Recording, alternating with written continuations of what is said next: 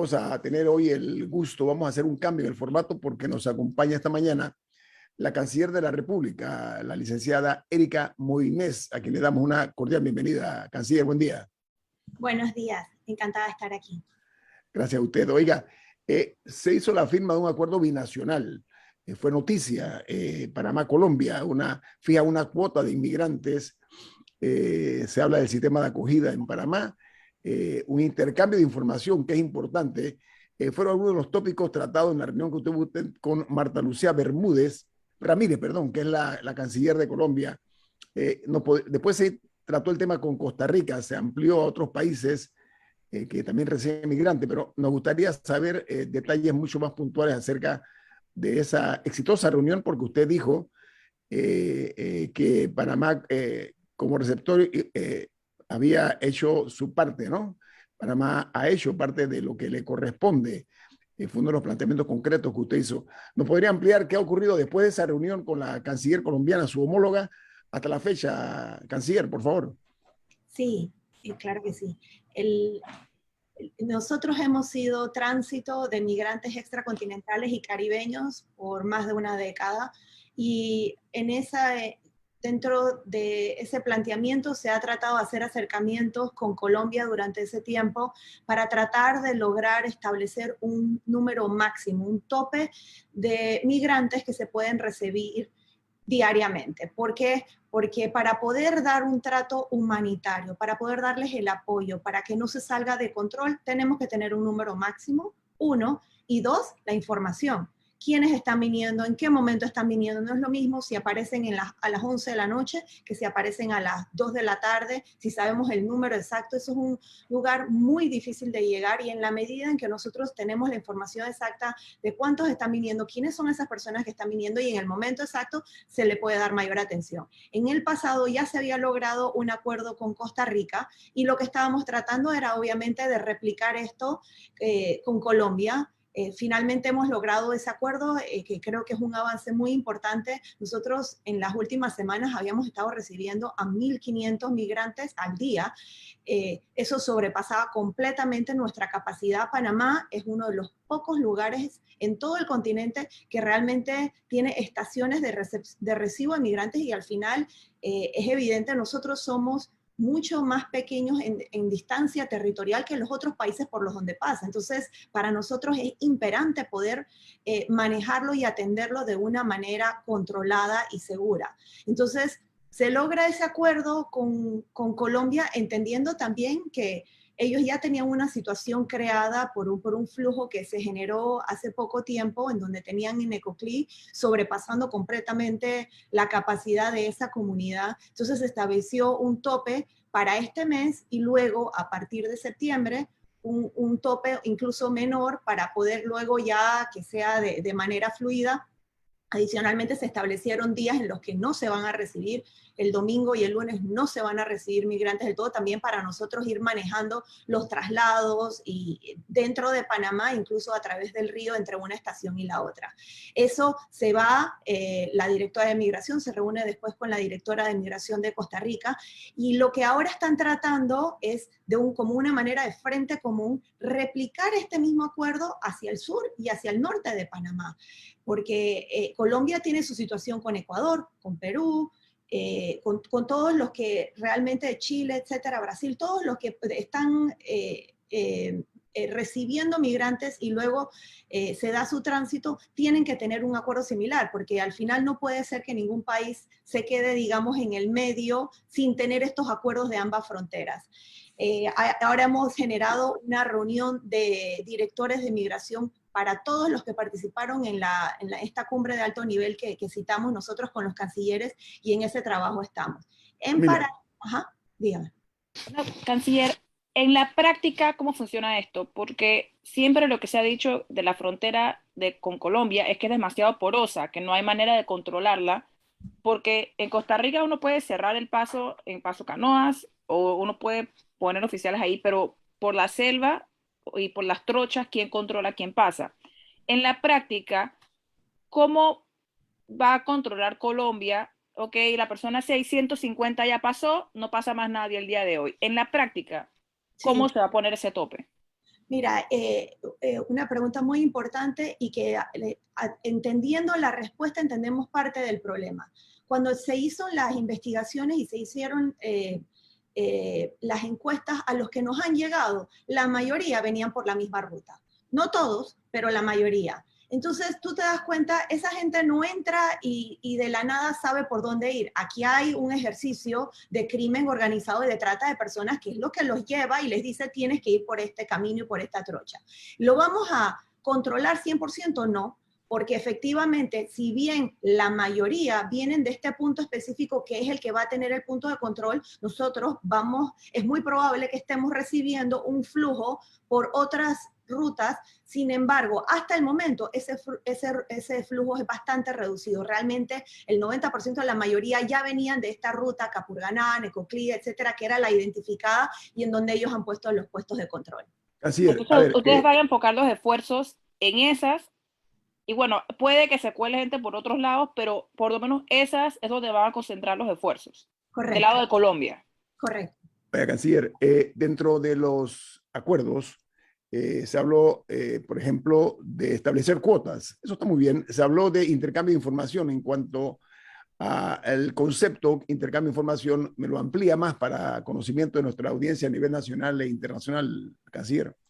Sí, nosotros lo que estábamos requiriendo es un análisis biométrico de todos los migrantes que están llegando. Nosotros necesitamos saber, nos estaba pasando que nosotros en Panamá nos dábamos cuenta de migrantes que llegaban aquí con alertas de Interpol. Entonces, ¿cómo una persona vino desde Chile, pasó por Colombia, pasó por todos estos lugares y es en Panamá el primer lugar donde nos damos cuenta que tenía una alerta de Interpol y que es necesario actuar?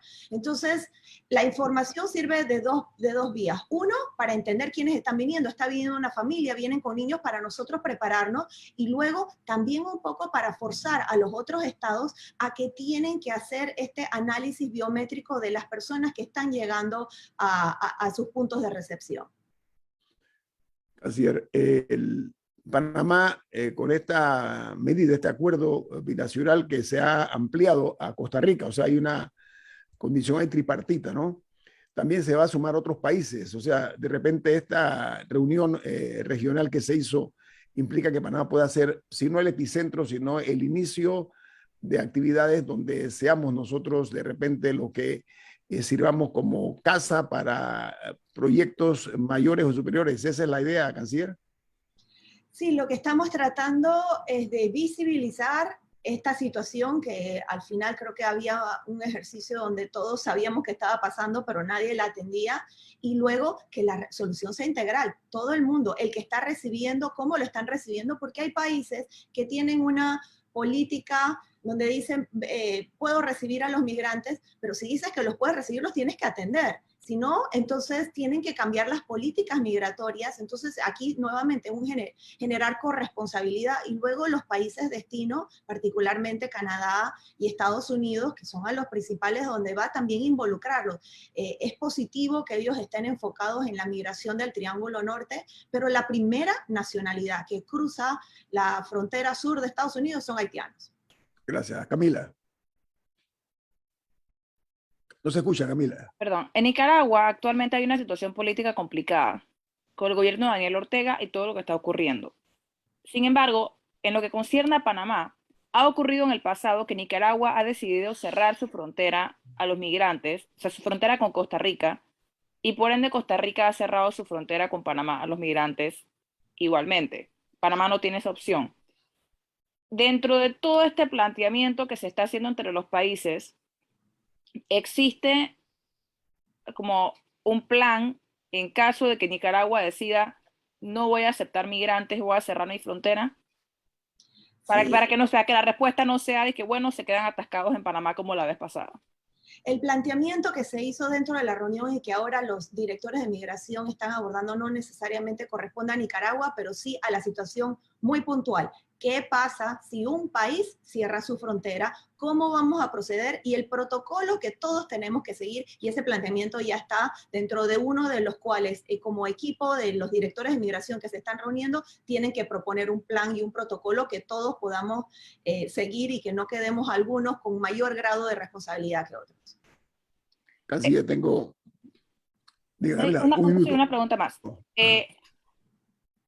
Ha hecho mucho ruido en la población cuando se mencionó que Panamá invierte 20 millones de dólares al año en temas relacionados con el paso de migrantes, y quizá que no se explicó en qué se van estos 20 millones. ¿Cuáles son los principales gastos? O sea, entre esos 20 millones, si existe como algún porcentaje mayoritario, ¿en qué es? ¿Qué paga Panamá? ¿Qué paga Panamá? La alimentación, se paga la alimentación, ese es el gasto más importante. La alimentación de estos migrantes, hay alimentación especial para los niños, para las madres, muchos de ellos vienen en estado completamente de desnutrición o deshidratados, ellos no tienen idea la ruta en la que van a pasar, y realmente tampoco vienen preparados una vez que inician su camino, y ese es realmente el principal. Y en el pasado, nuevamente, yo creo que hemos como elegido no atender o no enfrentar la situación, y ahora lo que estamos buscando es cooperación. Nosotros estamos dando nuestra parte y otros países reciben cooperación todo el tiempo para atender al migrante, y Panamá no entiendo por qué no podríamos pedirlo, y eso es uno de los planteamientos que estamos haciendo ahora. Tengo un corte comercial. Viene más aquí en Infoanálisis con nuestra invitada, la canciller de la República, Erika Moines. Continúe, don Milton, con la canciller. Sí, su pregunta. yo quería aprovechar la presencia de la ministra de Relaciones Exteriores para hacer un planteamiento con una pregunta. No es lo mismo refugiado que asilado, inmigrante legal que inmigrante ilegal, un turista de un transeúnte en paso inocente a otro destino. Y tampoco es lo mismo el coyote que las víctimas del tráfico de personas. Y todo esto se da cuando hablamos de estas personas que se nos presentan en la frontera. Pero normalmente en la comunicación no se discierne o no se diferencia un tipo de persona de la otra. Por otra parte, cuando se hacen planteamientos a nivel de organismos internacionales y se va solamente a lo humanitario, a dónde lo vamos a poner, cómo se van a mover, qué pasa con la familia, no conozco de que se haya hecho el análisis de los elementos que provocan conflictos en áreas que quieren tener o que se quieren explotar porque tienen riquezas naturales, sea petróleo, gas, oro, cobalto, aluminio, etcétera, y se provocan conflictos armados para que la población se desplace. Y también hay países que, aunque dicen una cosa, en el fondo necesitan esa inmigración ilegal porque les produce mano de obra barata, ya sea para sus explotaciones agrícolas o mineras, etcétera. Entonces, en este conjunto, ¿qué hace Panamá para diferenciar a un refugiado que tiene una serie de derechos que hay que tutelar de un asilado que tiene otras características, por lo cual solicita la protección del Estado panameño, de un inmigrante ilegal que su única motivación es probablemente económica, o tener un mejor futuro para su familia, pero que no tiene las amenazas que caracterizan a un refugiado o a un asilado? Y también cómo ustedes investigan, haciendo estos perfiles biométricos, etcétera, a la víctima del tráfico humano, del coyote, que es el que la está trayendo, muchas veces abusando, violando y matando a esas personas. ¿Cómo podemos quitar el aspecto criminal de toda esta operación y concentrarnos en lo humanitario? Sí, hay varios planteamientos ahí, voy a tratar de abarcarlos todos y me dices luego si quieres expandir en algo. Los migrantes que pasan por Panamá, menos del 1% solicita o asilo o refugio, que si bien son dos figuras distintas, no la solicitan. La mayoría de estos migrantes que vienen a Panamá no están interesados ni presentan estas solicitudes. Ellos, su único destino y lo que quieren hacer es ¿cuándo puedo ir a la frontera? Porque yo estoy interesado en ir a los Estados Unidos. Son transeúntes. Sí. Dos, y tienen el derecho por las convenciones internacionales en las que Panamá está adscrita a este derecho de paso. Eso está recogido dentro de la normativa a la cual nosotros somos parte. Número dos, las causas... Perdón, ministra, el derecho de paso incluye la obligación del Estado receptor de darle facilidades de alojamiento, alimentación, seguridad, etcétera. ¿Eso también incluye en el derecho de paso o eso es algo propio de un refugiado o de un asilado? No, nosotros estamos obligados a darle todas esas alimentación, apoyo, etcétera, por un fallo, el fallo Vélez-Lor, del cual fuimos condenados por la CIDH, que tiene una serie de principios a los cuales Panamá se tiene que adscribir. Entonces, es nuestra obligación. Para aquellos que les preocupa cuánto gasta el Estado panameño obligación. en esto, es una obligación internacional que Panamá está cumpliendo. Así es una obligación. Número 2, las causas sobre las cuales se dan la migración sí han sido exploradas y creo que apunta a temas muy delicados e importantes que hay que visibilizar.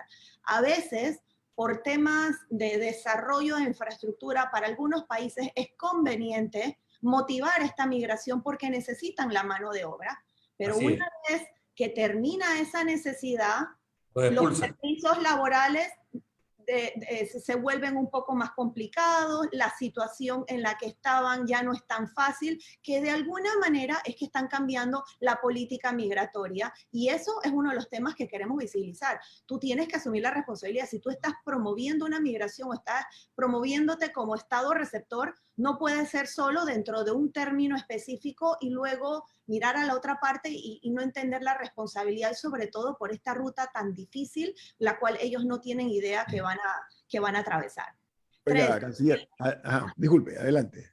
En el tema de los coyotes y cómo podemos manejar esto, muy complejo y muy duro, porque incluso yo, una de las visitas que fui a los campos, a donde estábamos en las estaciones de migrantes que tenemos en Panamá, llevé al procurador para ver cómo podíamos darle seguimiento a estas denuncias, cómo se estaban entendiendo, porque nosotros sabemos, aquí tienen que llegar personas que los están trayendo, si no, ellos no llegan solos. Y parte del problema es precisamente por el fenómeno migratorio, que en lo que se recibe la denuncia se trata de judicializar, han seguido para ambos lados y no se puede dar este seguimiento. Entonces, este problema no se puede resolver únicamente de manera individual como Estado. Necesitamos la colaboración de todas estas autoridades judiciales, dándole seguimiento en este perfilamiento de estos individuos que se hayan identificado, para que de manera conjunta se le pueda dar entonces el apoyo y el seguimiento hasta el último momento, porque si no, sigue un fenómeno que sigue creciendo, y ya lo sabemos, tienen que estar coordinados desde aquí toda su ruta hasta llegando a México. Entonces, realmente es importantísimo esta coordinación entre las autoridades. Oiga, ministra, yo quiero aprovechar el tiempo con usted porque hay otro tema importante, y es que a raíz del terremoto que sacudió Haití, Panamá se ofreció perdón, como receptor y también como punto de acopio internacional de la ayuda hacia Haití. Se habló de que se activaron los protocolos de un centro regional, logístico regional, de asistencia humanitaria. Esa figura, poco rimbombante, sería tan amable de hablarnos las dos cosas. Una, como Panamá vuelve a a ofrecerse, a ser el objetivo o intermediario para estas ayudas, y sobre todo de qué se trata de este centro logístico regional de asistencia humanitaria, canciller. Sí, Panamá cuenta con uno de los 6 centros humanitarios a nivel mundial. Ya lo tenemos, y tenemos una posición geográfica privilegiada. Aunado a esto, cuando estábamos viendo el tema de inmigrantes, la primera nacionalidad que pasa por Panamá son haitianos. Entonces, si nosotros queremos tomar liderazgo en el tema, tiene que ser de una manera inclusiva, y ahora que están pasando por una situación tan delicada, la migración más importante que se dio de haitianos en el pasado fue después del 2010, cuando hubo este terremoto. Entonces, ahora nuevamente tenemos un terremoto incluso más fuerte, y ahora pasando, aunado a las tormentas tropicales que se les vienen, Panamá tiene que tomar entonces un poco el liderazgo y decir, apoyemos. ¿Y cómo lo vamos a hacer? Nosotros estamos adscritos a una serie de plataformas a través de los organismos de los que somos parte, el SICA, la OEA, incluso CEGIP. Ahora estábamos pensando, entonces lo que hicimos fue mandar notas diplomáticas y contactar a todos para decir, nosotros tenemos aquí galeras que podemos poner a la disposición, porque a veces lo que quieren o enviar son, no sé, un contenedor solo de pañales, por ejemplo, y otro quiere mandar agua. Entonces podemos servir de centro de acopio y a través de los contactos volvernos realmente como puente humanitario para poder hacer llegar toda esta ayuda humanitaria que tanto necesitan. Camila. Ministra, hablando de crisis, lo que está ocurriendo en Afganistán, que ha sorprendido a gran parte del mundo y ha afectado un poco la capacidad de reacción de varios países a la hora de evacuar a sus nacionales. Panamá ha tenido pedidos de ayuda de nacionales en Afganistán hasta el momento. Sí, la situación por la que está pasando Afganistán, todos los países lo tenemos que estar siguiendo muy cerca porque al final responde a otro fenómeno migratorio importante. La Unión Europea ya habrán visto que se pronunció, Estados Unidos también. Nosotros nos adscribimos a una posición muy rápido el día lunes, buscando un enfoque humanitario inmediato. Yo como mujer te puedo decir, ya te imaginarás, o sea, ver a esas niñas y a esas mujeres que pelearon por sus derechos por tantos años, pero que entre 1996 y el 2001, en donde hubo una situación similar, se quedaron sin derecho a escuela, sin derecho a trabajar, sin derecho a salir, sin que no estuvieran acompañados por un hombre. Realmente han entrado en un nivel de incertidumbre importante, a la cual todas como mujeres, yo creo que es lo principal, que hay que buscar ese apoyo de la comunidad internacional, y sobre eso el secretario general creo que hizo un pronunciamiento muy acertado, que enmarca yo creo que el sentir de la mayoría de los países. Nosotros hemos sido uno de los que ha estado apoyando ese enfoque y ese llamado de atención a los derechos y atención ahora en el proceso en el que están pasando. Pero hay panameños atascados en Afganistán no, o no han recibido. No tenemos solicitudes de panameños que estén varados en Afganistán que nos estén pidiendo apoyo.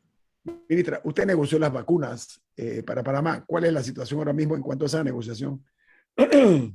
Sí, nosotros la cantidad de vacunas que se negoció para Panamá cumple y sobrepasa un poco la población objetivo para este año. Entonces, con ese lado ya estamos cubiertos, pero para el próximo año ya iniciamos la negociación para adquirir las dosis de lo que se conoce como un refuerzo, que puede o no ser la misma fórmula o quizás un poco variada para atender en mayor medida a la lambda, a delta, etcétera. Y en eso hemos sido uno de los países que en el pasado nos beneficiamos de tener esta actitud proactiva y lo tenemos que hacer nuevamente para este próximo año.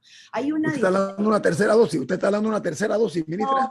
No, y vale la pena que hagamos la distinción.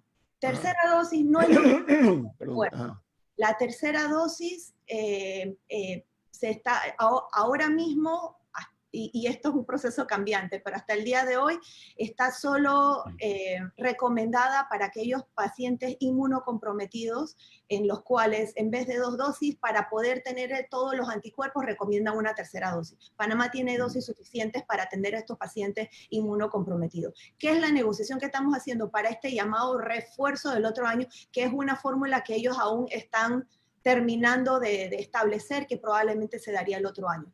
Si al final de los estudios se determina que se necesita la tercera dosis para toda la población, eso es algo que se puede explorar, pero en el momento, recordemos, lo que pasa es que hay mucha información. Panamá no sigue los lineamientos de una farmacéutica a lo otro, sino que sigue las autoridades regulatorias, la EMA, la FDA, la OMS. Esos planteamientos son los que luego el equipo asesor de vacunas panameño analiza y entonces emite su propio dictamen. Ministra, yo tengo un corte comercial. Le vamos a solicitar su benevolencia para que al regreso del corte comercial, Milton tiene una pregunta y Camila también dispondrá del tiempo para que nos regale la respuesta que necesitamos nuestros oyentes. Tengo que irme. ¿Tiene que irse? Rapidísimo. Sí, no. Entonces, no puede. No, sí, tengo que irme, perdón. No se preocupe, comprendemos. Ha sido usted muy amable por estar con nosotros esta mañana aquí, ministra de Relaciones Exteriores, Erika Moines. Le deseamos más éxitos, que vengan más éxitos, porque de la medida que ustedes lo hagan bien, es bueno para el país. Así que, gracias. Que tengan un buen día. Muchas gracias. Un buen día para todos. Hasta luego. Vamos al corte comercial. Esto es Info Análisis, un programa para la gente inteligente. Milton, muy amable. Oiga, amigos oyentes, hoy rompimos el formato del programa porque la canciller Erika Moines tenía compromisos y habíamos quedado que era de 7:30 a 8:30, así que a las 7:30, diga, de 7:30 a 8. Así que hemos cumplido con esa palabra que le dimos a la ministra. Sin embargo, vamos a dar a conocer a ustedes las principales noticias internacionales para entonces después entrar también al tema nacional. Miren, en Brasil, la Corte Suprema de Justicia de ese país quita oxígeno a la escalada autoritaria del presidente Jair Bolsonaro y lo investiga por la difusión de noticias falsas tras insinuar sin pruebas un posible fraude en las urnas electrónicas. Dice que el 10 de agosto Bolsonaro incentivó un desfile improvisado de vehículos militares en Brasilia, acto que no se veía desde la dictadura brasileña. Por otra parte, en México bajan los contagios, pero crecen las muertes por la COVID-19, porque ayer en las últimas 24 horas se registraron 877 muertos por la COVID, para un total de 249.592 fallecidos y 3.123.252 casos positivos. Mientras en Afganistán, tras la abrupta retirada de los Estados Unidos, los talibanes heredan numeroso armamento que han dejado los estadounidenses. Por ejemplo, recibieron drones, helicópteros artillados, particularmente los famosos Black Hawk, también los Bell, de igual manera miles de vehículos militares, por ejemplo, como el Humvee, que fue muy conocido aquí en la invasión a Panamá, y algunos aviones de combate Super Tucano, fusiles de asalto con miras telescópicas, municiones, miles de municiones, gafas para visión nocturna y artillería antiaérea, que con la salida de los Estados Unidos de manera abrupta, como dije, les quedó como una herencia a los talibanes.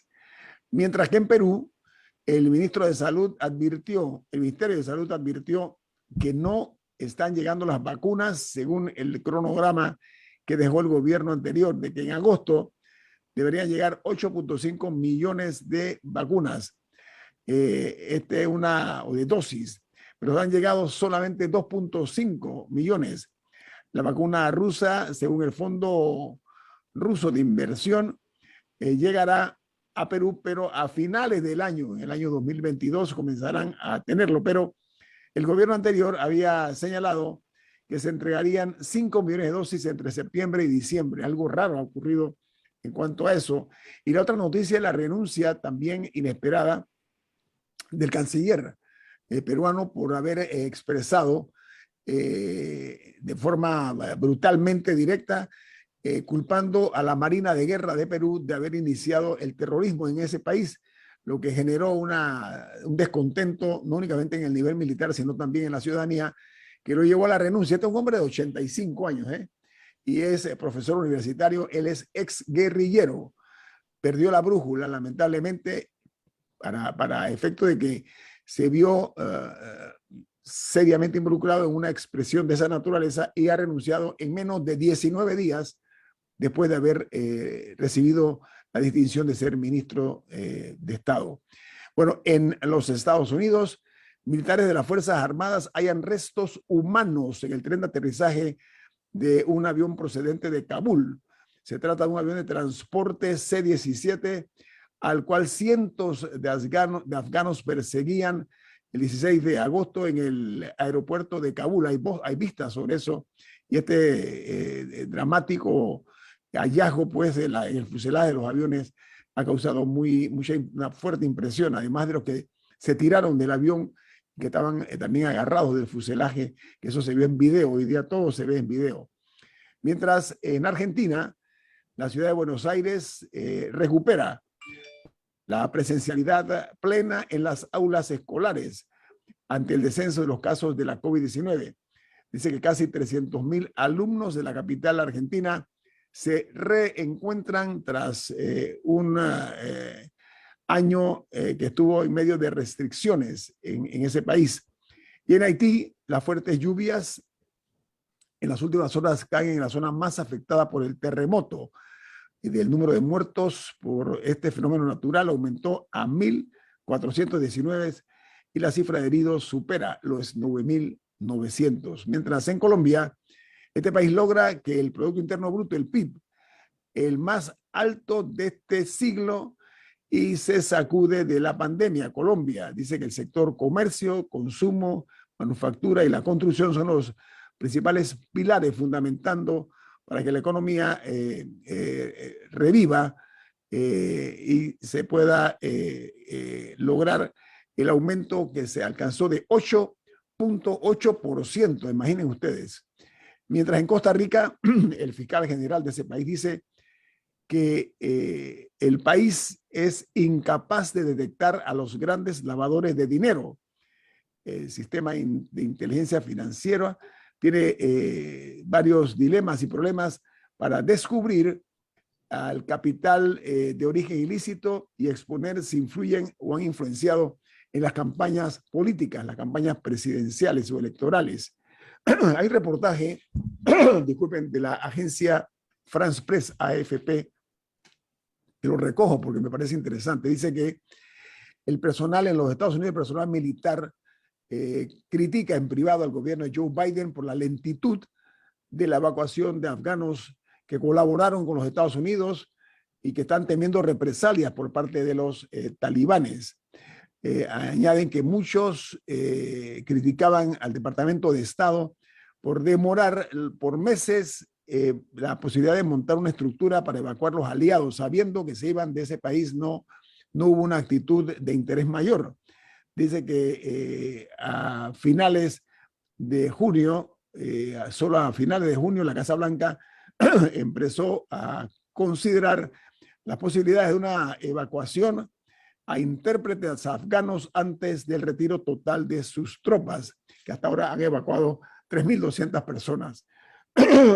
Ahí se pone en riesgo la vida porque en estos países se considera a los intérpretes o a los que se encargan de ese propósito y otras cosas más como traidores a la patria, y eso puede costarle la vida a muchos afganos que por años le sirvieron a los Estados Unidos.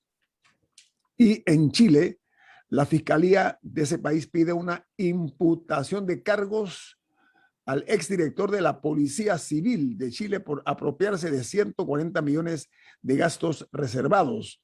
Los cargos son por malversación de caudales públicos y lavado de activos de cuantiosas sumas de dinero en efectivo ingresada a las cuentas personales y la de su esposa de este alto mando de la policía chilena.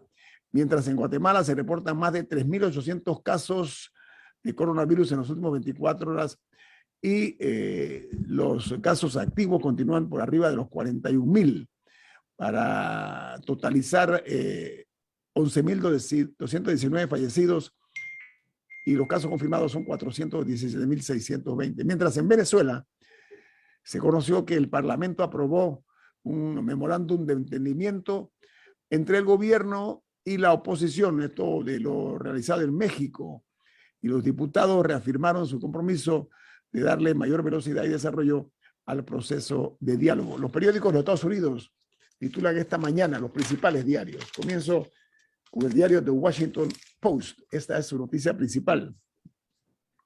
Aliados y rivales reconsideran el rol global de los Estados Unidos tras la salida de Afganistán. Los aliados europeos han discutido la necesidad de jugar un mayor papel en asuntos de seguridad, mientras Rusia y China consideran cómo promover sus intereses en un Afganistán liderado ahora por el Talibán.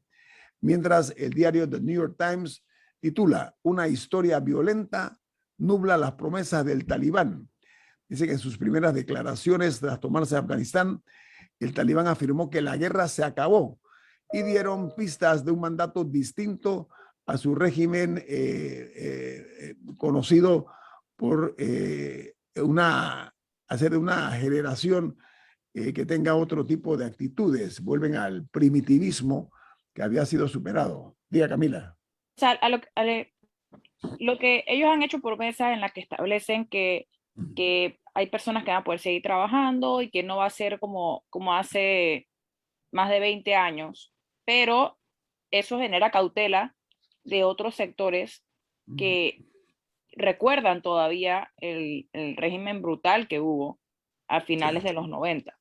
Sí, el New York Times lo que Ellos dice, dicen que va a ser ampliando, diferente en esta sí, ocasión, sí, pero por eso, el New York Times lo que habla es de pluralismo político y el derecho de las mujeres por parte del talibán, cosas que hay muchas dudas, razonables, por de que lo cierto, vayan a cumplir. de que lo vayan a cumplir, porque ya hay algunas vistas que se han tomado de la manera como algunas mujeres que se han atrevido a rechazar algunos excesos están siendo tratadas o maltratadas. Así que el New York Times pone en este sentido el objetivo en cuanto a el cambio de actitud que se puede dar por un gobierno talibán. No sé si tiene algún internacional más para ir al corte comercial. Camila o Milton, ¿no? No, creo que ya. Ok, muy bien. Entonces vamos al corte comercial.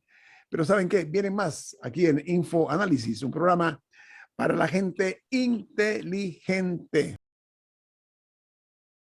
Bueno, una de las asignaturas pendientes son las reformas electorales y para hoy se anuncia el inicio de este esperado tipo de ansiosas esperanzas de que va a verse con mucha seriedad y con mucho compromiso esta medida. Camila, Milton, ¿qué les parece?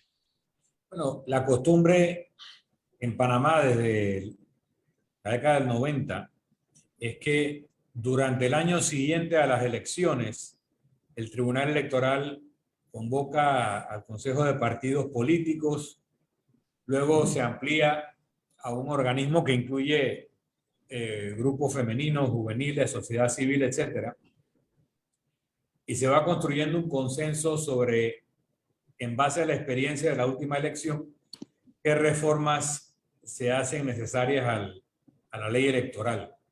En este caso, me parece que el debate tiene por lo menos un año de retraso. Normalmente esto se hace al año de las últimas elecciones, ya tenemos 2. Así que no sé si el retraso, y sospecho que sí, ha sido en la Asamblea y no necesariamente en el Tribunal Electoral. No sé si Camila tiene más información, pero hasta ahora se ha avanzado en dirección correcta hacia mayor transparencia, hacia la limitación de las donaciones particulares, mayor transparencia, por lo menos a nivel de la ley, en este tipo de donaciones. Y no sé ahora el paquete de reformas si continúa en esa senda o plantea un retroceso. Camila. Bueno, en términos del tiempo, sí se convocó en enero después de las elecciones, que es lo usual, o sea, en enero de 2020, sí se convocó a la Comisión de Reformas Electorales, que es la que incluye tanto a los partidos políticos, ahora también se incluye a un representante de los de libre postulación electos y al Foro por Reformas Electorales, que es básicamente sociedad civil, ahí donde está incluido CONATO, las cámaras de comercio, los académicos, las universidades, etcétera. Sí se convocó. Hubo una pausa en las reuniones debido a la pandemia, que no se podían ir a reunir porque enero de 2020 fue la primera reunión y la pandemia empezó menos de 2 meses después. Entonces, pero terminaron continuando de manera virtual. Hubo un retraso ahí mientras generaban la logística, pero sí se pudieron seguir reuniendo y terminaron en enero de 2021. En febrero, o sea, un mes después de eso, ya el Tribunal Electoral había presentado el proyecto en la Asamblea. De ahí quedaban 2 meses de sesiones de la Asamblea. En esos 2 meses no se discutió el proyecto. Luego vino el receso ese que tiene la Asamblea entre abril y julio. Ya la Asamblea retomó nuevamente y en teoría hoy debe iniciar el debate en la Comisión de Gobierno, que es la que primero lo ve, para que luego pase al Pleno a segundo y tercer debate. Algo interesante de este proyecto y la logística es que en esta ocasión se hizo un sistema distinto con mesas de trabajo que vieron diferentes temas. O sea, había un grupo que estaba viendo temas de paridad, había otro grupo que estaba viendo temas de financiamiento, o sea, que se dedicaban con representantes de estos grupos a ver un poco más a detalle. Y ya hay que recordar que ya hubo una votación. O sea, esta comisión de reformas electorales, que tiene creo que son 11 miembros en representación de todos estos grupos, incluido cada partido político, ya votaron. Y los partidos tienen mayoría, porque ellos son 6 de 11, ya votaron en la mayoría de estas propuestas. Así que uno pensaría que habría al menos algo de consenso en las que sí llegaron, porque hay varias que fueron rechazadas. O sea, las que están en el proyecto ya fueron votadas y aprobadas por una mayoría de esa comisión que incluye a los partidos políticos, pero cualquier cosa puede pasar en el Pleno. Entre las propuestas de ese proyecto, por ejemplo, está eliminar el fuero penal electoral, ampliar un poco más el periodo de campaña, que recordemos que el periodo de campaña en la reforma pasada, la de 2017, se redujo a que eran 30 días para las primarias y 60 días para las... No, perdón, 45 días para las primarias y 60 días para la general. ¿Se acuerdan que fueron 2 meses de campaña? Bueno, esta propone aumentarlo un mes más. Y así hay diferentes reformas que se han hecho, pero en la Asamblea todo puede cambiar. A ver, hasta ahora se han recurrido a la anteposición de manera sistemática de los intereses personales y políticos a los de la colectividad. Esta es una ocasión donde no se puede desperdiciar, porque en ese sentido tiene que haber algún grado de responsabilidad por parte de quienes están manejando esta esperanzadora medida de que aquí las cosas vayan para mejor. Aquí hay muchos excesos que se cometen en materia electoral, eso el financiamiento electoral, que es sumamente vulgar, es escandalosa la forma como aquí los grandes poderes económicos del país se encargan de dotar de millones de dólares a determinados candidatos para posteriormente cobrar esa inversión, porque se trata de una inversión de partidos políticos que carecen de plataformas programáticas. Por ejemplo, no hay una identidad propia de que haya partidos ideológicos. En Panamá eso se ha descolorido y muchísimo. Todos los partidos han perdido ese tipo de virtud política y eso lo tiene muy clara la sociedad y que ha dejado de ser o ha pasado de ser una simple espectadora a mirar un poquito más con interés este tipo de cosas. Así que enhorabuena, que ojalá se mantenga el ritmo por una parte, pero sobre todo el objetivo de lograr hacer los cambios que necesita el país de manera ineludible. Oiga, yo quería referirme a Milton, diga. Sí, antes de cambiar. Yo tengo la opinión de que, independientemente de quiénes han sido los magistrados que integran el Tribunal Electoral, desde hace 30 años han estado haciendo una labor progresiva a favor del mejoramiento del sistema en la dirección de campañas más cortas y por lo tanto más económicas, más baratas, en la dirección de la transparencia de los dineros que se utilizan en la campaña, en la dirección de darle más espacio de participación a los independientes, en la dirección de hacer más fácil el registro de las candidaturas independientes y últimamente en la última reforma de la inscripción de partidos políticos nuevos, en la dirección de hacer el proceso electoral más equitativo en la participación de hombres y mujeres, generando una discriminación positiva hacia el espacio que deben tener las candidatas mujeres, etc. O sea, eso ha sido sostenido y a veces se han logrado cambios en la ley y en los procedimientos del Tribunal Electoral mucho mayores de lo que yo esperaba, mucho menores de lo que yo deseaba. Así que estoy haciendo una visión que no deja de señalar que no es suficiente. Yo creo en las elecciones o en los procesos electorales cortos, financiados 100% por el Estado, sin ninguna donación particular, por razones de higiene política y de blindar al sistema político de la penetración del crimen organizado y también de los intereses económicos que tú señalas, Nito. Sí, pero no, una cosa es una cosa y otra cosa es otra cosa, como decía un filósofo que ocupó un cargo gubernamental. Sí, colombiano. Ajá. Pero una cosa es lo que dice la ley y otra cosa es lo que acaba pasando. Y eso lo hemos visto en el caso de Brecht, donde se reconocía que le colocaban dineros en cuentas en Suiza y en otras partes de millones de dólares o les contrataban estos consultores internacionales que cobraban millones de dólares y los pagaba entonces una empresa, y con eso pretendían darle la vuelta a la ley. Entonces, lo que la ley dice y lo que se ha logrado avanzar en la ley es bueno, no suficiente. Lo que acaban haciendo los partidos políticos, los donantes que quieren generar influencia, los mecanismos realmente negativos de la compra de votos, etcétera, que todavía se ven, es otra cosa. Y en un tiempo el tribunal era muy estricto en la sanción a la violación, y en los últimos tiempos no hemos visto esas sanciones ejemplares y ejemplarizantes para evitar esas conductas. Mira, las actividades de algunos partidos políticos tienen un tufillo mercantilista, eso mercantil, esa es la realidad. Aquí se puede torcer el destino del país por una inversión millonaria. Eso está visto porque la dependencia de la clase política del dinero externo es evidente. Cuando el Estado, a mi juicio, es el que debe encargarse de eso para que sea un árbitro verdadero, no sea parte de la situación. Pero el otro punto aquí, Milton y Camila, es que algunos partidos son vistos como una secta.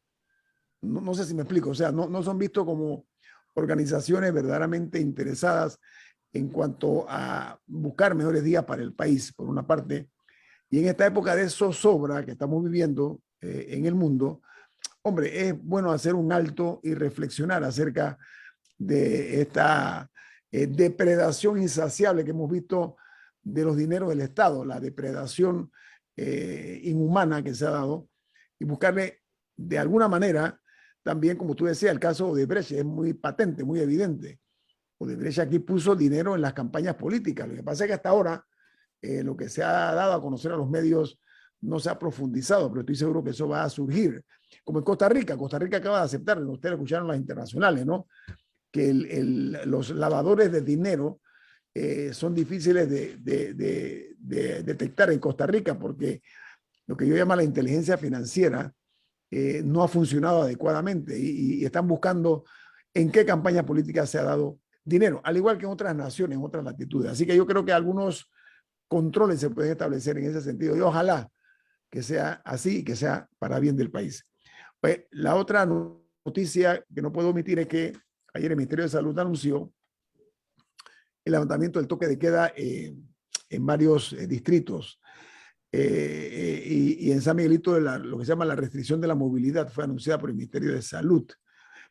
Como esta es una cadena nacional de radio, quiero aprovechar nuestra cobertura de costa a costa y frontera a frontera para anunciarles que el toque de queda en los sitios como Puerto Valdía y Canquintú, en la comarca Cunayala, en Sémaco, eso en Darién, al igual que